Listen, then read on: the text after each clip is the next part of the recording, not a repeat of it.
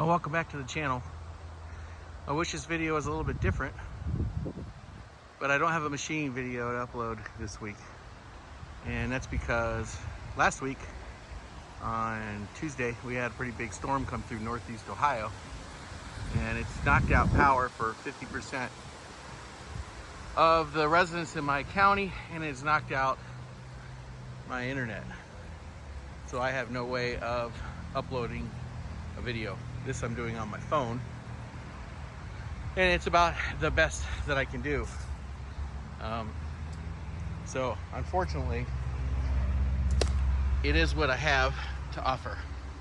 Hopefully, we'll get my internet back up next week, and I'll be able to provide something. In the meantime, I've got to have a crew come out and take this daggone tree down. And this is not something I was expecting, but it is what it is, especially when you see this big old crack. It's right through these two main trunks. So unfortunately, it's an unexpected expense, excuse me, that I didn't plan on actually having. So it's actually taken some projects and put them way on the back burner, and in some cases eliminated them completely. I bought, or this, or should I say, this South Bend lathe followed me home, and this was going to be a long-term project where I was just going to do a simple rebuild on it and rehome it. But unfortunately, due to this unexpected expense of the tree, I'm going to have to unload it. So it's sitting on my trailer, as you can see here. If this is something you're interested in, hit me up.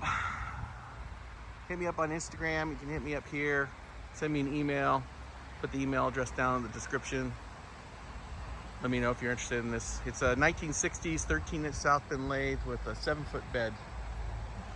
I have it for sale on Marketplace, but one of my viewers was interested in it.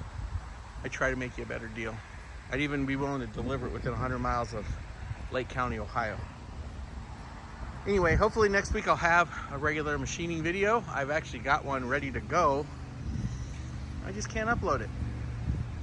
Been blessed that we've had power this whole time.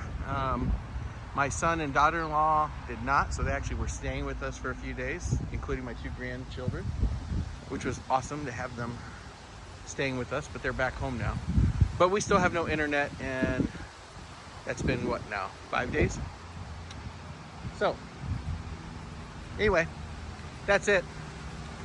Thanks for watching, and we'll see you on the next one.